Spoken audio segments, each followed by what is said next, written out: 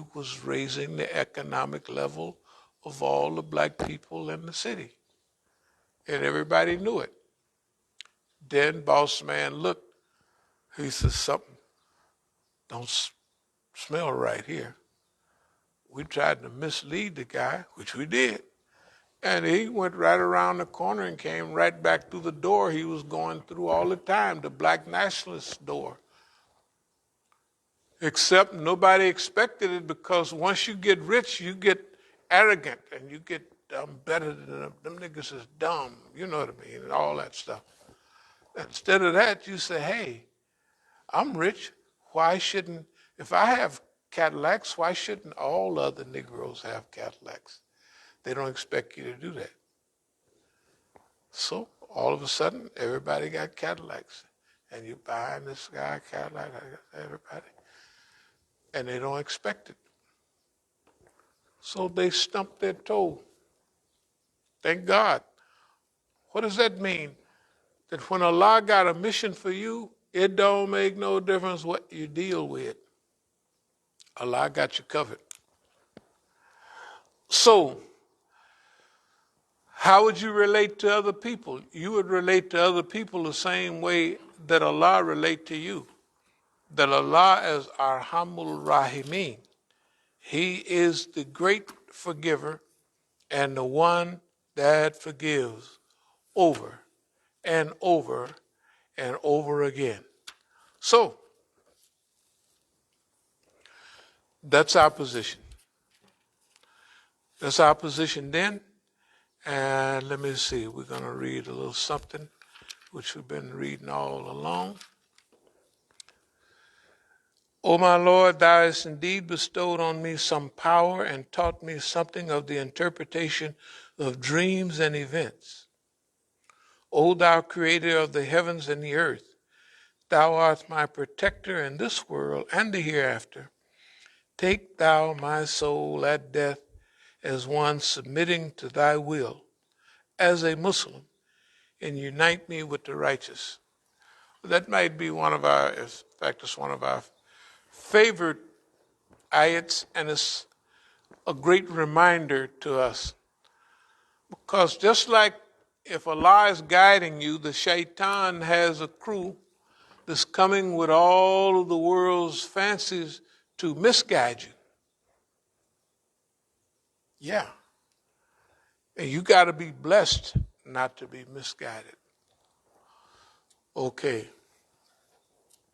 So, that's why we feel blessed right now. Because boss man ain't putting no spell on us. We putting a spell on him. And the Zionists, these people have been messing with the Islamic movement ever since the beginning. But they anticipated what stages the Muslims would go through. So in 1978, they had the Muslims develop what they call the Federation. You know, a federation, a group of, some had been with Imam Mu'attadeen Muhammad. And one of the main ones up in New York, he had left the chief, and he was the one putting together this proposition of the federation, because the system anticipates. Remember, in their heyday, they can anticipate what you're going to do. And in their heyday, they got, in their heyday, most of what they do work. Even with them stumbling and acting a fool, a lot of the stuff they still do works. A whole lot of it works. More of it works than don't work. It's just that sometimes it'd be periods like this when it's so blatant.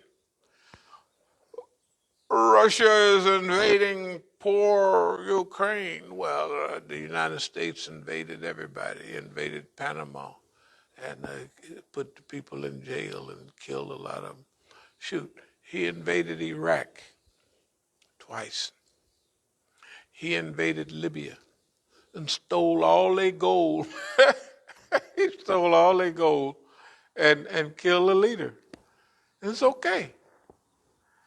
And he supports Saudi Arabia, which kills the people of Yemen, and it's all right. Remember, the way he feels, anything he do, It's all right, but if you watch the news, everybody ain't swallowing that no more.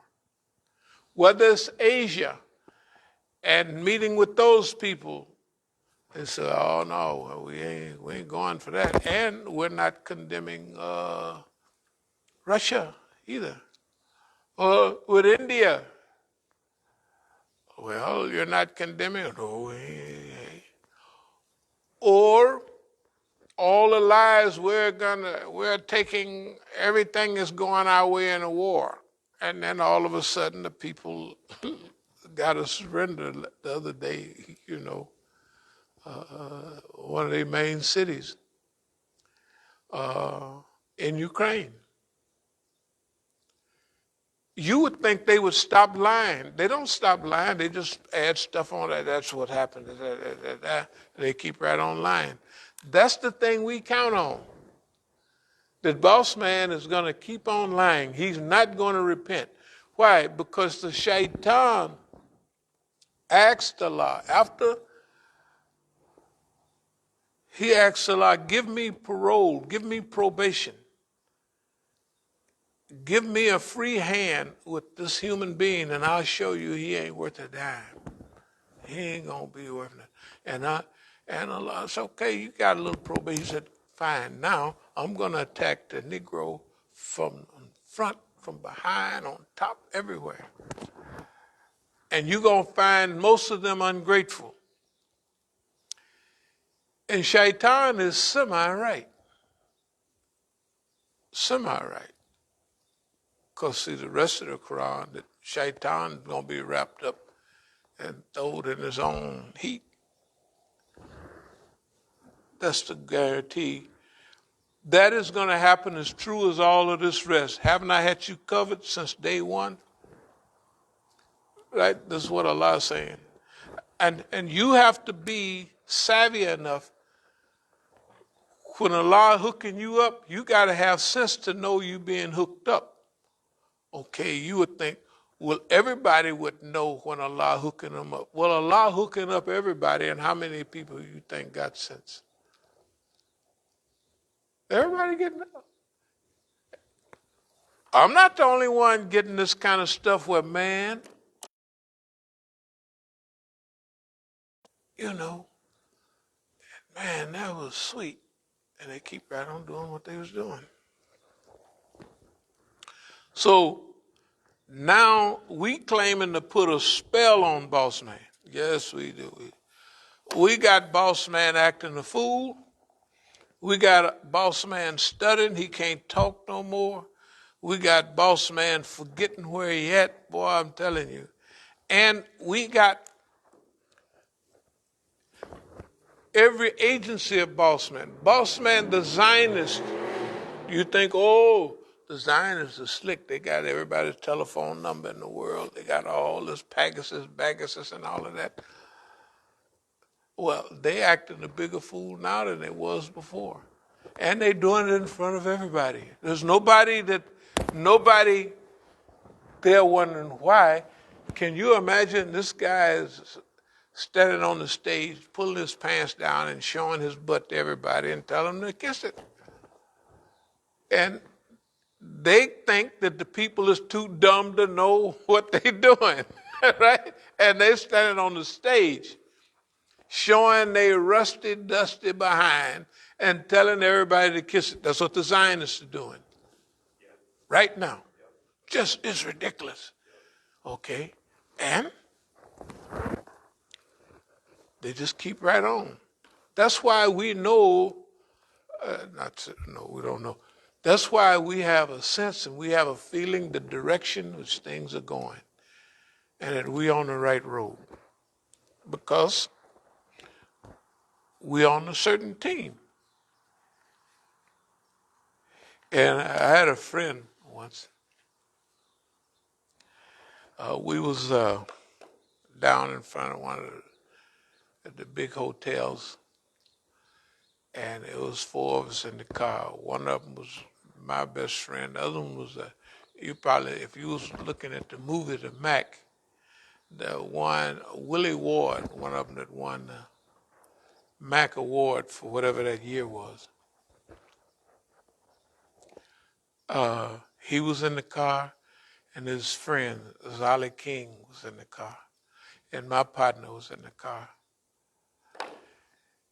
And this was when, during a loose period, which all the Negroes that get big go through one of them periods, and they never come out.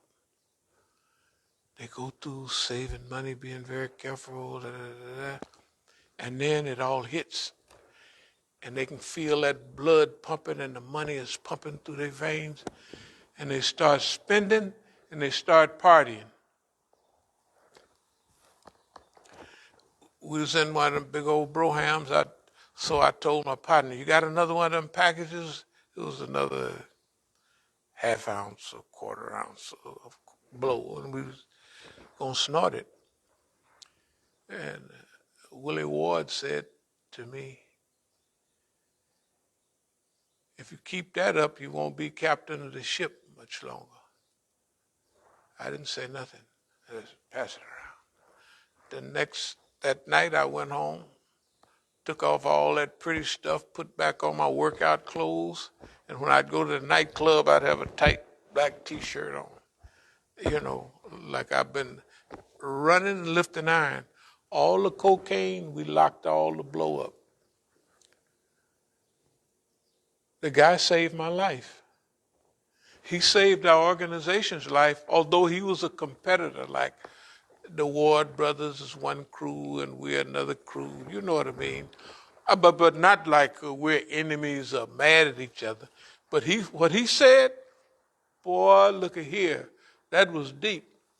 You keep that up, you won't be captain of the ship. If you keep everybody, we've been in this game for 1,000 years, and that cocaine will run you crazy and broke. And when you look up, it'll all be gone. Which it usually is. People have got And I heard exactly what he was saying. I kept right on snorting it like I didn't hear him. But I went home, took off all that slick Negro stuff, got back my iron out of the thing, dusted my iron out, went back in the hills, running them hills, getting in shape. And that was it. And locked up all the blows so that the whole crew, see, if I was getting loose, my whole crew was getting loose. Because all the blow, I didn't lock up the blow. We had a spot, and you just go in the cabinet and get all the blow you wanted. You know, all the workers and everything, probably they snorted up $1 million worth of blow, but that's okay. We was making enough money. You know. So then I locked up the blow and put out a new thing that we got to hit them hills every day. That means we got to run up in the hills and get in shape. I'm the only one did because I'd come by in the morning, 6 o'clock in the morning to go run, which all the boxers, you know, George Foreman, everybody went back running in the hills every day in Oakland. That's why I went to the hills. Good for discipline and everything, but my crew, shoot, I'd pull up them big brohams, but you see, they used to have air ride in there, and the air ride would lift the car up because they were so heavy. You probably see the same thing in some of them old Lincolns that they would fall down in the back because the lifts go out, you know. Well, the Cadillacs used to be like that. Since they're such a big car, you have to have something in them to lift them up and level them off. They call them load levels. So all the Cadillacs, they had a little pump in there that would pump that, you know, when the engine is running, and it would lift the car up. And when you pulled up and parked, it would hiss a little bit for about an hour or so, like, you know, letting the car down a little bit and letting the pressure out. So I'd come by my partner's house, 6 a.m. in the morning, 6:30, and I'd feel the car would be burning up. They just got home. So they definitely had no shape to go up in the hills and run. They wouldn't answer the door. I'm the chief of the organization. They wouldn't answer the door. They'd tell their family, don't answer the door, because they wasn't in no shape. And then you listen to the car. The car, not only the engine was hot, but that air ride. See, when you got cars, you know the characteristics. Anyway, but Allah bring you through all of that. Whether it was Los Banos, I'm going to mention something else that's very well known. It was about Big Greystone. Greystone was a county jail in Alameda County, Oakland. So the police tried to kill me out there. I had a 10-day sentence on driving. So it's on the county farm. So one day I'm out there, the officer that's on that thing is a friend of mine, and we driving around a big truck and having good fun. And so